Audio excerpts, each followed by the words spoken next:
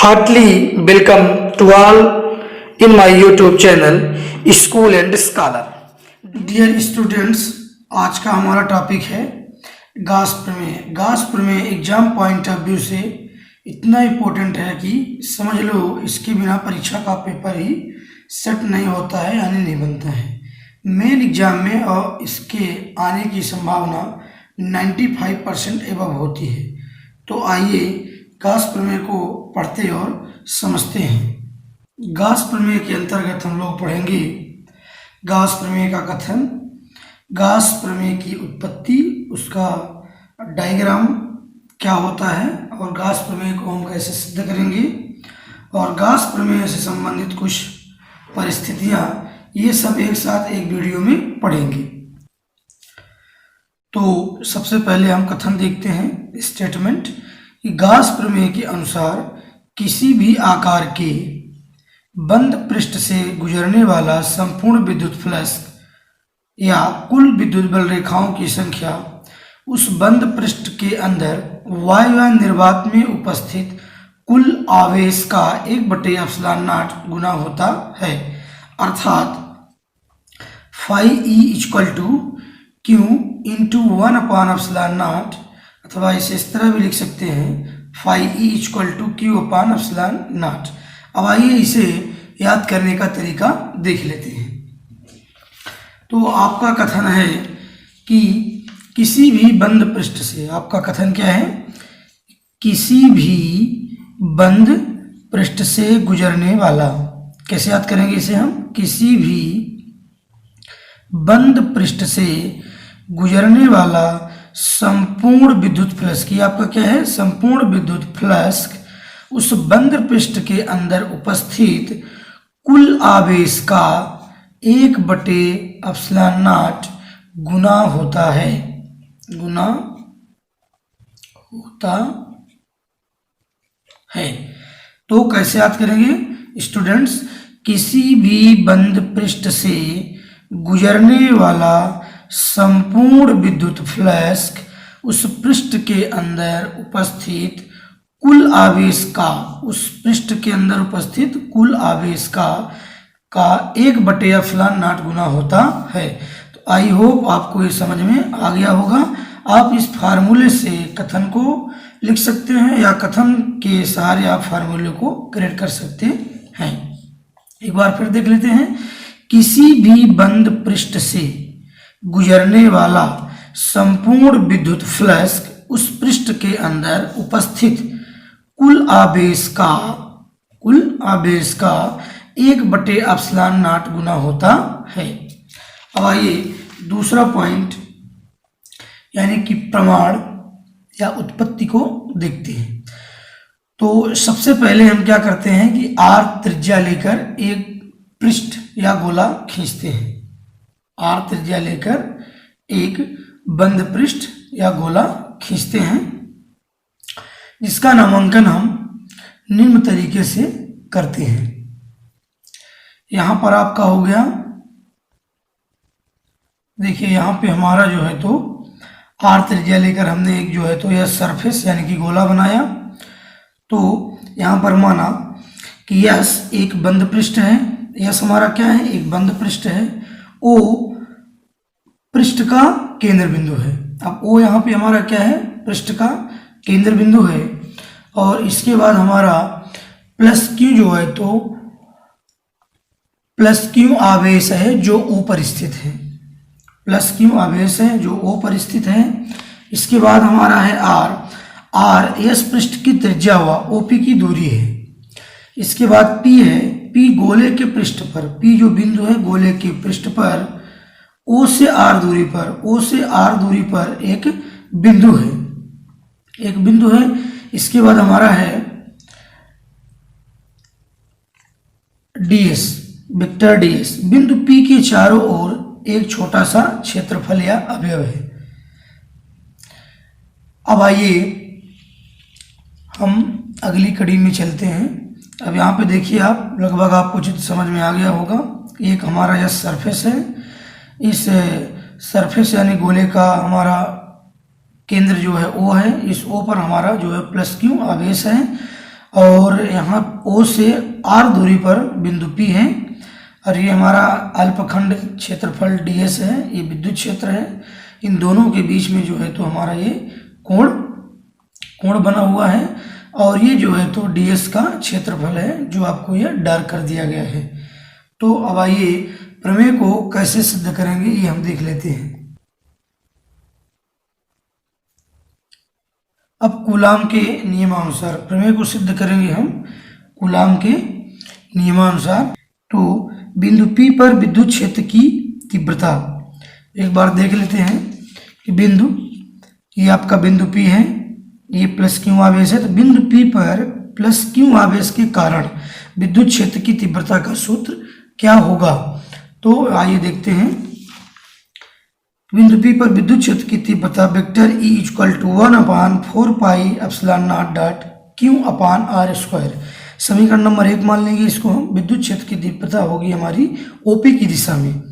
अब चूंकि vector ds और वेक्टर E एक ही दिशा में है, अतः अल्पखंड ds से गुजरने वाला विद्युत flux d phi E equal to vector E dot vector ds अथवा d phi E equal to E ds cos theta, ये समीकरण नंबर हमारा 2 होगा, इसे हम मान लेंगे। ये हमारा विद्युत फ्लक्स का फार्मूला है। जब आप विद्युत फ्लक्स पढ़ेंगे और उसका गणितीय रूप यानी उसको सिद्ध करेंगे तो आपको फार्मूला ये प्राप्त होगा। तो पहला फार्मूला हमको कहाँ से मिला, कूलाम के नियम से, और दूसरा मिला हमको विद्युत फ्लक्स से। जहाँ ये जो आपका थीटा कोण है ये वेक्टर E और वेक्टर ds के बीच का कोण है। अब समीकरण 2 में समीकरण 1 का मान रखने पर 2 में हम जो है तो 1 का मान रखेंगे तो हमें क्या प्राप्त हो जाएगा, d phi E equal to 1/4 pi epsilon nought dot Q/r² dot ds cos theta. जब इसे आप हल करेंगे तो आपको प्राप्त होगा d phi E equal to Q/4 pi epsilon nought dot ds cos थीटा/r²। ये कॉमन चीज हम निकाल लेंगे, यहाँ इसका गुणा कर देंगे, इसमें इसका गुणा कर देंगे और ये हम बाहर निकाल लेते हैं और इसका गुणा इधर कर देंगे, ये हमारा इधर निकल आएगा। अब जो है d phi E equal to Q/4 pi epsilon nought dot d omega. जब इसे हम हल करते हैं तो हमें प्राप्त होगा d ओमेगा। चूंकि एक फार्मूला है कि d omega equal to ds cos थीटा/r² होता है, तो इसके स्थान पर हम ये सूत्र रख देते हैं। अल्पखंड ds के संपूर्ण फ्लक्स की गणना की है। अब आइए हम लोग करेंगे संपूर्ण फ्लक्स का, यानी गोले के संपूर्ण फ्लक्स जो है तो ज्ञात करेंगे यहाँ पर। अतः बंद पृष्ठ S से गुजरने वाला संपूर्ण विद्युत फ्लक्स आपका हो जाएगा यहाँ पर phi E equal to close integration of surface S d phi E अथवा phi E equal to sigma ds phi E। ये समीकरण नंबर हमारा 4 होगा जो संपूर्ण विद्युत फ्लक्स कहलाएगा। अब यहीं से हम मूल विधि और वैकल्पिक विधि दोनों को एक साथ हम हल कर सकते हैं। स्टूडेंट्स जो आपको इजी लगे वो आप लगा सकते हैं, उसे आप अपने दिमाग में रख सकते हैं। तो आइए पहले हम देखते हैं मूल विधि को। तो चूंकि ये समीकरण आपका 4 है, अब इसी समीकरण 4 में समीकरण 3 का मान रखेंगे तो हमें प्राप्त होगा phi E equal to close integration of surface S Q/4 pi epsilon nought dot d omega. इसके बाद आपको प्राप्त होगा phi E equal to Q/4 pi epsilon nought. फिर इसके बाद आप समाकलन कर देंगे close integration of surface S d omega. अब इसके बाद जो है तो यहाँ पर आपका समाकलन हो गया है, खंडों का आपने समाकलन कर दिया है और कॉमन मान आपने बाहर निकाल लिया है। इसके बाद आपका हो जाएगा phi E equal to Q/4 pi epsilon nought dot 4 pi. अब d ओमेगा का यहाँ पर ओमेगा जो है आपका, तो यहाँ पर गोले के संपूर्ण पृष्ठ का क्षेत्रफल है, इसलिए इस d ओमेगा के स्थान पर हमने फार्मूला क्या रख दिया है 4 पाई। अब जो यहाँ पर phi E equal to Q upon 4 pi epsilon nought गुणे 4 पाई।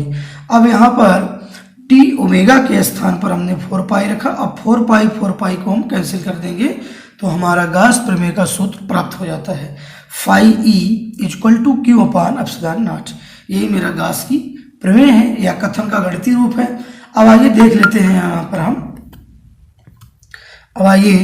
यहाँ पर हम गणितीय रूप में जो है तो वैकल्पिक विधि को देखते हैं। तो हमारी वैकल्पिक विधि है, ये हमारे वैकल्पिक विधि का फार्मूला है, phi E equal to sigma D phi E. अब इस समीकरण 4 में समीकरण का 3 का मान रखेंगे तो मिलेगा हमें phi E equal to sigma Q D omega upon 4 pi epsilon nought. अब फिर से phi E equal to 1 upon 4 pi epsilon nought dot Q sigma D omega. अब यहाँ कॉमन चीज को हम बाहर निकाल लेंगे, ये कॉमन हमारा कांस्टेंट मान है, बाहर निकाल लिया और हमने खंडों का योग कर दिया। जो हमारा डीएस खंड है विभिन्न खंडों का हमने यहाँ पे योग कर दिया। अब इसके बाद आपको मिलेगा phi E equal to Q upon 4 pi epsilon nought गुणे 4 पाई।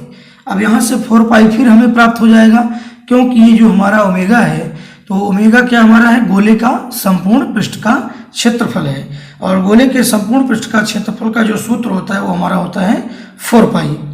अतः यहाँ हम इस समीकरण में 4 पाई का मान पुटअप कर देंगे तो हमें प्राप्त हो जाएगा लास्ट में phi E equal to Q upon 4 pi epsilon nought गुणे 4 पाई। अब 4 पाई और 4 पाई को कैंसिल कर देंगे तो फिर से हमें कूलाम के नियम का गणितीय रूप प्राप्त हो जाएगा, phi E equal to Q upon epsilon not.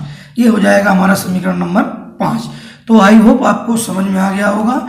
मूल विधि और वैकल्पिक विधि दोनों से आप जो है तो बड़े इजी तरीके से कूलाम के नियम को आप सिद्ध कर पाएंगे, उनका गणितीय रूप प्राप्त कर सकते हैं। देखिए दोनों का हमारा जो फार्मूला है सेम प्राप्त हो गया। तो समीकरण नंबर 5 गास प्रमेय के कथन का सिद्ध किया हुआ गणितीय रूप है। तो आई होप आपको दोनों विधियां समझ में आ गई होंगी। अब आइए देख लेते हैं गास प्रमेय की कुछ परिस्थितियां हैं। तो पहला केस हमारा है केस फर्स्ट में, जब बंद पृष्ठ के अंदर का माध्यम हवा या निर्वात हो तो कुल विद्युत फ्लक्स। अभी आपने ये सिद्ध किया है दोस्तों, गासी पृष्ठ के अंदर कोई न कोई माध्यम जरूर होता है, चाहे वो हवा हो, निर्वात हो या परावैद्युतांक हो। तो यहाँ पर अगर आपके क्वेश्चन में हवा या निर्वात के माध्यम से आपको जो है तो कुल विद्युत फ्लक्स ज्ञात करना हो तो आप जो है तो यहाँ तक व्यंजक को सिद्ध करेंगे, phi equal to Q upon epsilon nought, ये आपका प्राप्त होगा। इसके बाद जो है ये समीकरण 5 ही आपका कहलाएगा। इसके बाद देखते हैं केस सेकंड को। केस सेकंड में क्या होता है, जब परावैद्युतांक माध्यम हमारा क्या हो, के हो, परावैद्युतांक के माध्यम हो तो हमें जो है तो प्राप्त होगा phi E is equal to Q upon के एप्सिलॉन नॉट। ये हमारा समीकरण होगा 6। जब परावैद्युतांक माध्यम हो तब हमारा फार्मूला ये निकल के आएगा। इसके बाद हमारी तीसरी कंडीशन क्या है, तीसरा जो हमारा केस है वो ये है कि जब गासी पृष्ठ के अंदर विभिन्न आवेश हों, यानी कई आवेश हों जैसे Q1, Q2, Q3 या नंबर ऑफ Q, ऐसी स्थिति में जो है तो